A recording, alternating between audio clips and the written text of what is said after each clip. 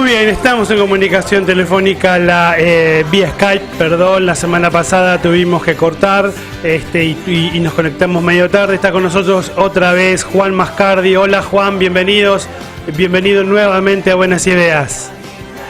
Hola, ¿qué tal? ¿Cómo les va, amigos, colegas? Bien. ¿Cómo andan por allí? Buen día. Buen día, gracias otra vez.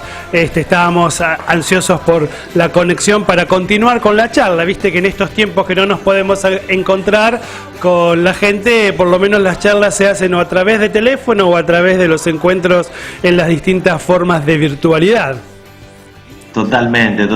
Bueno, es una de las lindas paradojas de esta cuarentena de sentirnos tan cerca también de este modo. Así es, para quienes se conectan recién o el sábado pasado no nos acompañaron, Juan es licenciado en Comunicación Social, especialista en Comunicación Digital Interactiva, es también director de las licenciaturas en Periodismo y licenciatura en Producción y Realización Audiovisual de la UAI, la Universidad Abierta Interamericana aquí en la ciudad de Rosario, y autor de libros que tienen que ver también con crónicas como Ni tan héroes, ni tan locos, ni tan solitarios y El sutil poder del silencio. Y también algo interesante, acá la querida Natalia Pereira que está en el estudio los está mostrando, porque ella es bien cholulongui, sí. Viste, no te trajo la manzana, pero trajo los libros para mostrarlos. Me hace quedar mal, Alejandro. Juan, ¿vos podés creer esto?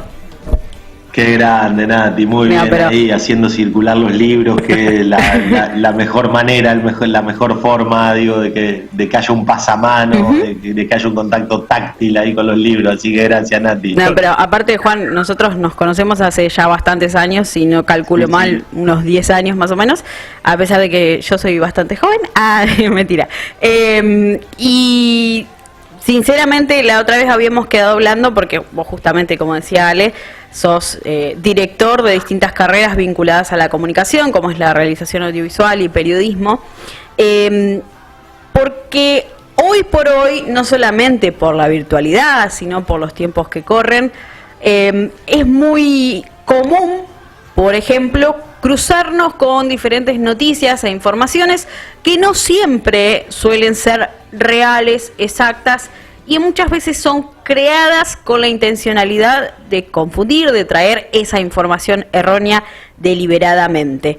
Pero como decía Ale, yo acá tengo en mis manos uno de tus libros, El sutil poder del silencio, y hay un pequeño párrafo que no sé si Ale me permitirá leerlo. Bueno, voy a aprovechar para leerlo. De hecho, es muy interesante para vincular con este tema. Dice: las redes sociales funcionan como espasmos. Reacciones involuntarias, voluntarias, movidas por un acto reflejo detestable. Cualquiera puede decir cualquier cosa. Redactar en Twitter la etiqueta linchar es una experiencia fantasmagórica. Revancha, golpes, asco, degradación humana.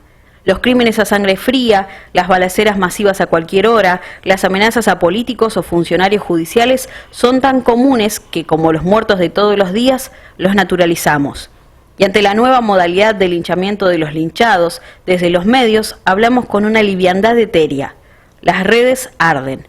Nosotros, desde los medios, también. Es la banalización de la palabra transformada en acto y viceversa. Este pedazo de texto es parte del libro, como dije recién, pero está muy vinculado a cómo uno puede ir diciendo, creyendo lo que quiera y muchas veces sin pensar las consecuencias, pero desde los medios de comunicación hay una responsabilidad. Juan, ¿qué pensás de todo esto? Bueno, gracias por la lectura primero, Natalia, de ese fragmento de texto. Creo que sí, que la situación de pandemia de alguna manera aceleró o agigantó alguna de esas temáticas que veníamos discutiendo ya desde hace algunos años, ¿no? Con la aparición de las noticias falsas, pero no solo con las noticias falsas, sino también con esto que hemos denominado la infodemia, ¿no? Como esta sobresaturación de información. Y en ese sentido, digo, el rol de los medios y de nosotros como comunicadores, como periodistas, es el mismo de siempre: tener una responsabilidad social a la hora de comunicar. Lo que sí es una situación nueva fue esta agenda hegemónica y monotemática que tuvimos durante mucho tiempo, de un solo tema, ¿no? De la presencia de la COVID como un tema único, y entrar a los medios de comunicación y ver ese conteo de muertes permanente, que a mí me parece, digo, la pregunta es, ¿qué utilidad puede tener esa información? O sea, ¿de qué nos sirve llevar ese conteo, que es como casi una tortura china, ¿no? No tengo respuesta, son preguntas que me hago, digo, nunca llevamos el conteo de muertes de accidentes de tránsito, por ejemplo, una temática que nos golpea duramente. Ustedes hablaban de la donación de órganos hace un ratito. No hay un conteo de otras problemáticas. Pareciera, o sea, los medios adoptaron esta posición de guerra, y me preocupa muchísimo también algo que no veo que en la agenda tenga una presencia fuerte, que es el tema del estigma hacia el enfermo. La estigmatización, o sea, se carga y se dota de una responsabilidad a la persona que se contagia y se le estigmatiza de un modo tal que me parece muy, muy preocupante. Tenemos la herencia del SIDA, como una pandemia anterior en donde también ocurría esto, y me parece que son temas que tenemos que empezar a profundizar, sobre todo porque, digo, si no hay responsabilidad editorial desde los medios, ¿qué podemos esperar de la ciudadanía digital, ¿no? De estas cadenas de correo que corren por WhatsApp, de generar memes en torno a las personas que posiblemente están contagiadas? Esto es terrible, digamos, se avasalla contra la libertad individual. Me parece que hay algo que no tiene nada que ver ni con la prevención, que no tiene nada que ver con el respeto hacia lo sanitario, hacia la salud pública, Juan, y que va mucho más allá. Juan, vos entendés, vos lees entre líneas que detrás de esta unilateralidad temática de los medios de comunicación, en la cual, como vos decís, estamos haciendo un conteo de muertes, un conteo de contagiados, y bueno, en el primer tiempo ni se hablaba de los recuperados, después comenzaron a agregarlo a este conteo, como, digamos, para decir algo positivo, pero digo, toda esta cuestión y esta mirada monotemática de la realidad tiene un objetivo mucho más allá de lo informativo y busca el ocultamiento de otros datos, de otras realidades, o es lo que la gente está esperando, buscando, y entonces los medios responden a esta búsqueda.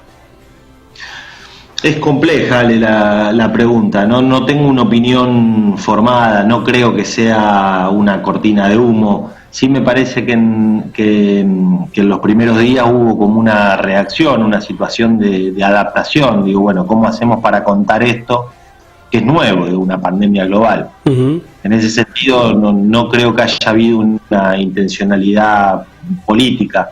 Lo que pasa que después, ya transcurrido algunos días de la primera cuarentena, ahí ya es donde a mí me parece que con el tiempo discurrido se podría haber pensado en otro tipo de estrategia, tal vez pensado más desde un paradigma de un periodismo más social, más humano, digo, más allá de la línea que tenga cada medio, esto uno lo entiende, digamos, ¿no? No estoy hablando de una situación idílica, hay líneas editoriales, bueno, ya daría para debatir más profundamente. Pero sí, bueno, transcurrido el tiempo, sí me parece que sigue esa presencia subrepticia sobre el estigma.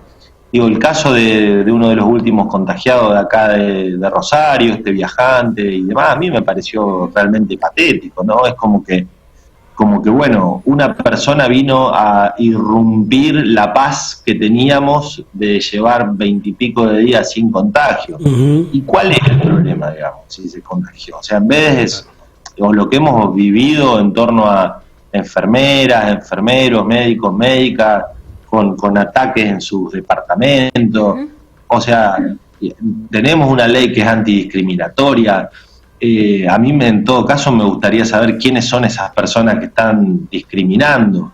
Claro. Porque me parece que hay demasiada carga en contra de, insisto, con las personas. Pareciera que el paradigma es al revés, pareciera que todos somos culpables y tenemos que demostrar nuestra inocencia permanentemente quedándonos en nuestras casas. Sí. No quédate en casa taladrante, digamos, ya a esta altura, y es al revés, digamos. Yo siento que se vulnera ahí un principio de inocencia. Claro. Entonces, somos todos culpables y estamos todo el tiempo al borde de ser culpables de algo. Sí. Y en ese sentido, eso es lo que más me preocupa. Sí, como si la realidad que ya nos venían diciendo desde hace tanto, muchos y casi en su mayoría vamos, digo, porque uno no puede decir de esta agua no es de beber, pero digo, muchos vamos a tener la posibilidad, o tenemos la posibilidad de contagiarnos, porque es una pandemia y es un virus muy terrible, y entonces estar a la búsqueda del contagiado número 1534 es una locura. Pero te pregunto esto, vos me diste pie antes, o yo te pregunté sobre esta respuesta de los medios de comunicación a una búsqueda de la gente, y me surge esto que siempre me ha surgido y que me surgió cuando nació Buenas Ideas. Buenas Ideas nació en el 2015, y cuando yo planteo la idea del proyecto, me acuerdo siempre a un profesor de la facultad, un periodista de uno de los medios de la ciudad, muy estimado, y él me decía, bueno, mirá, la idea está bárbara, no la vas a poder vender, dice, porque, y después hablando con él me decía, porque la realidad es que las buenas noticias no venden. Y entonces, en este sentido, yo te pregunto a vos, si los medios, porque tiene que ver con lo que veníamos conversando, los medios realmente tienen que dar siempre lo que el público está buscando, o también tenemos la responsabilidad de proponer nuevas miradas, nuevos contenidos, nuevas formas de mirar la vida y ángulos que no sean solamente el que aparentemente vende. Mira, Ale, yo en eso te voy a decir algo. Me encanta la pregunta. Los medios de comunicación durante mucho tiempo siento que partieron de una verdad absoluta que no está comprobada, o de varias verdades absolutas. Por ejemplo, la gente quiere morbo. Sí. ¿Dónde está la tesis científica que corrobore de estudio de audiencia de que la gente quiere eso? Y te lo digo yo, que trabajé muchos años en crónica de televisión, digamos, un posgrado en sensacionalismo. Sí. Digo, pasé por eso, vengo de ahí, mi formación profesional viene de ahí. No sé cuántos muertos vi en mi carrera periodística, pero de una convivencia permanente con la desgracia, la tragedia, la muerte, las situaciones más extremas. Entonces, el problema de los medios, y acá coincido plenamente con vos, es de agenda. Es que hay una agenda planteada que no está corroborado de que la gente necesite y quiera ver eso. Por eso yo te decía lo del periodismo social. O sea, cuando uno piensa en el paradigma del periodismo social, es periodismo hecho con la gente. Es invertir. Recuerdo una vez que tuve la oportunidad de reunirme con un alto gerente de Telefe, que actualmente ya no está, y yo sabía que iba a tener muy poco tiempo en esa reunión, y apenas llego me mira y me dice, mi hijo no mira noticiero, ¿qué hacemos? Entonces yo me paro, le doy la mano y le digo, felicítelo de mi parte porque no tiene nada que mirar. Digo, no tiene, pero no por el avance digital, ni por TikTok, YouTube. El problema excede las plataformas digitales. La pregunta es cuándo los niños, las niñas, los adolescentes formaron parte de la agenda. Y cuando hay casos de violencia escolar, drogadicción, digamos, hay un estigma de forma permanente. Por eso tampoco me sorprende tanto esto del estigma con la pandemia, porque es una herencia que arrastramos. Entonces, en ese sentido, poder contar historias, poder diseñar una narrativa en donde contemos las historias de la gente. donde las historias de la gente sean un gran asunto, porque de hecho lo son, son un gran asunto. Ahí en el librito anterior que Nati lo tiene, para mí hay una historia que es paradigmática, que a mí me toca cubrir la muerte de una militante social, y cuando llego, lo primero que me preguntan es: ¿por qué vienen ahora acá al dispensario, al centro comunitario? Dice: si acá hacemos comuniones, le damos de comer a los pibes, y vienen ahora que la mataron. Entonces mi pregunta es: ¿por qué no llegamos antes a contar esas historias? Si la historia precede la muerte, precede la tragedia.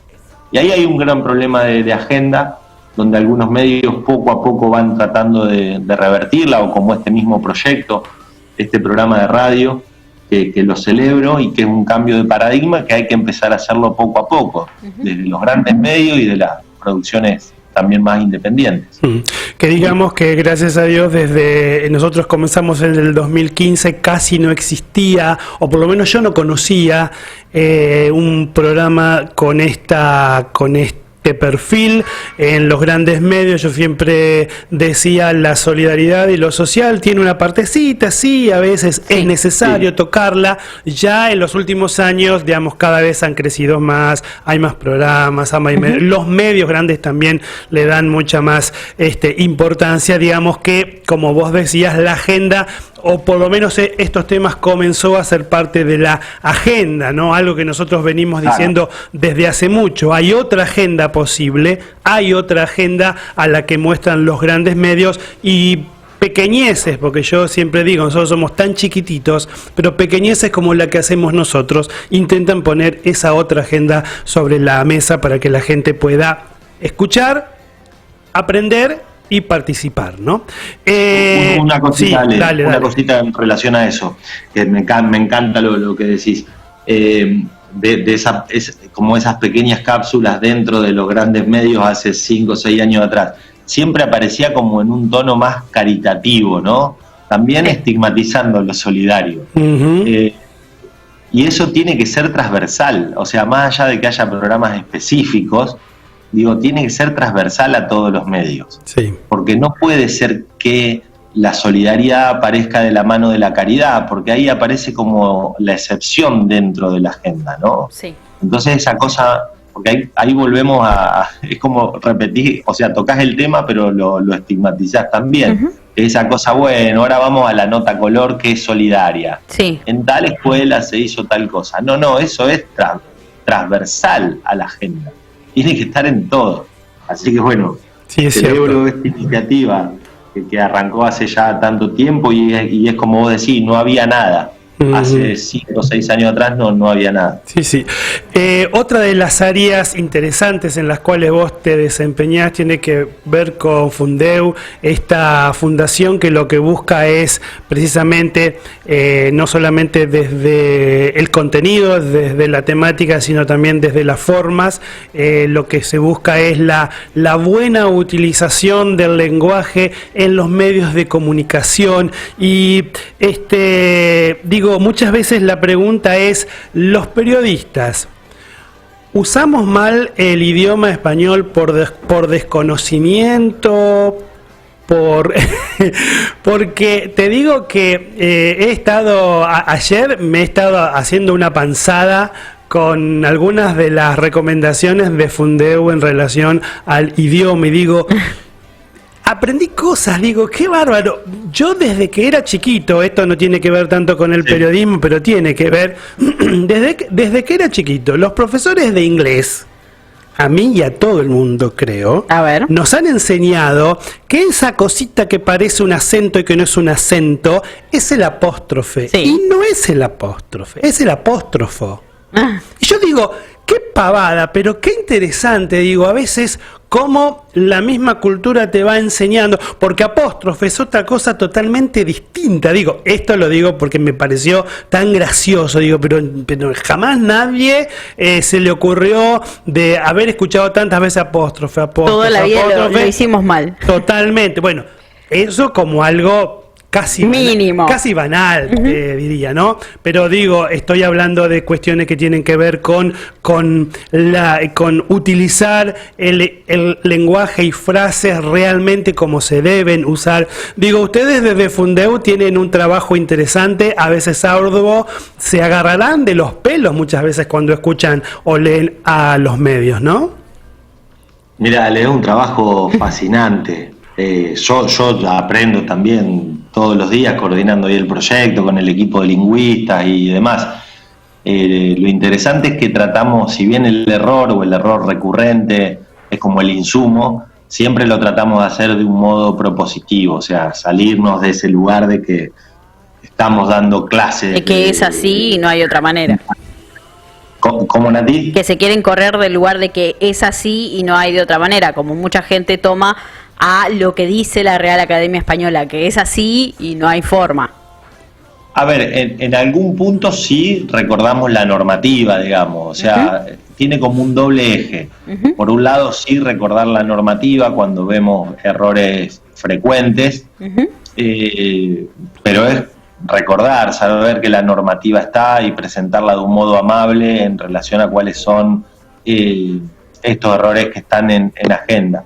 Pero por otro lado, también trabajar con aquellas palabras o expresiones que surgen de abajo hacia arriba, que surgen desde la gente, que tienen un sello más argentino. Este proyecto nace en España ya hace 13 años, o sea, nos llevan una década trabajando, y entonces también trabajamos sobre las singularidades. Pero en relación a lo que decía Ale, es muy interesante porque, bueno, nosotros por ahí para llegar a una conclusión, a una recomendación, son horas y horas de discusiones. Es muy ñoño el trabajo. A veces estamos 2 o 3 horas y muchas veces, a veces lo más interesante es también lo que no se publica, porque cuando no llegamos a un acuerdo, o sea, donde tenemos como fuente la Academia Argentina de Letras, donde tenemos como fuente la RAE, consultamos a lingüistas, consultamos a editores de medios, y a veces no llegamos, no sé, hay palabras, hay anglicismos como stalker, que la traducción al español sería, ¿no?, como aquel que espía, y yo, bueno, si nosotros nunca vamos a ver, si alguien está stalkeando, claro, en las redes, ya para mí tendríamos que españolizarla, digamos. Pero bueno, es así, de forma permanente. Es un trabajo muy lindo y que de vez en cuando, como esta recomendación que vos decías, la del apóstrofo, también tenemos recomendaciones gramaticales u ortográficas que nunca vienen mal. Así que esas también tienen mucha adhesión, esas recomendaciones gramaticales. Y digo, y en nuestro, como para cerrar, porque como te dije el sábado pasado, seguiríamos hablando horas y horas con vos, pero digo, y aquí en Argentina, yo no sé si esto pasa en el mundo, quizás sí, quizás en el mundo de habla hispana, aunque uno conoce de otras regiones de Latinoamérica donde son más cuidadosos con el castellano o con su castellano, con su forma de castellano, y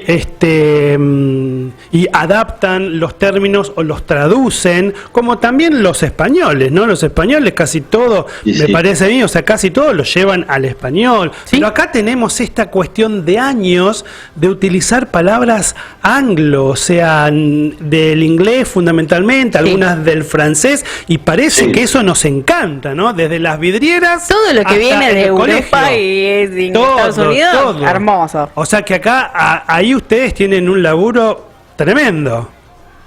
Sí, ahí es un punto medio, porque digo, hay muchas expresiones que vienen de otras lenguas, y que nosotros la hemos adaptado, y ahí hay una cosa argentina que es bellísima, que además la deformamos y terminamos haciendo otra cosa. De hecho, mientras te escuchaba, Ale, venía pensando en las claves de redacción que lanzamos en el último Mundial de Fútbol. Y bueno, por ejemplo, el offside para nosotros es orsay, y orsay ya está como palabra, ¿no? Claro. Cuando pensamos en el fútbol, esta herencia británica que tenemos de la llegada del fútbol en Argentina, digo, pero hay un montón de palabras, y ahí está bueno porque ahí también encontramos la singularidad de nuestra lengua. y en esa herencia inmigrante, donde confluye, como decías vos, muchas palabras en francés, muchas palabras inglesas, italianas también, ¿no? Pero eso, palabras que el lunfardo termina, mira, me acuerdo de una palabra que fue una de las primeras recomendaciones que hicimos, que fue zarpado, ¿no? ¿Qué zarpado que esto? A mí una palabra que me parece hermosa. Y nosotros en la recomendación decíamos que se podía escribir con Z y con S, sí. Pero en el título lo pusimos con Z, porque zarpar con Z es como partir, ¿no? Como aquel que zarpa en un barco. Claro, claro. Pero en realidad la palabra viene del lunfardo y es pasarse al revés. Entonces debería ser con S. Ah, mira. Acá está Claro. anotando, Alejandro. Sí, estoy anotando para verla al revés. Fíjate, Ale, si la buscas por Google, si pones Sí. zarpado Fundeo Argentina, vas a ver que el título nosotros lo pusimos con Z, porque, digamos, suena hasta raro escrito con S.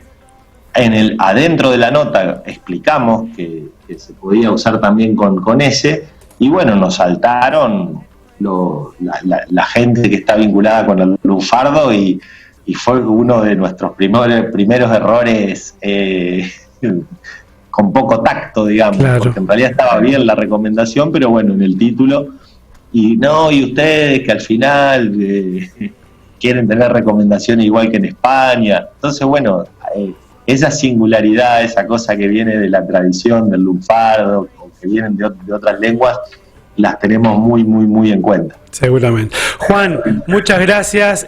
Seguramente que te vamos a volver a molestar y a charlar, y algún tema se nos ocurrirá para volver a despertarte temprano y disfrutar de estas charlas. Un abrazo grande. Un abrazo, Ale, Nati, Leo también, que me estuvo ahí escribiendo. Es un gran placer, Así que acá andaba con el mate el sábado de la mañana, que me gusta arrancar tempranito, y bueno, ahora ya tengo un plan para los sábados, que es escucharlos a ustedes. Dale. Felicito por el programa. Un abrazo grande. Abrazo, Gracias, Juan. Juan Mascardi, periodista, escritor y realmente un capo. Dale, vamos.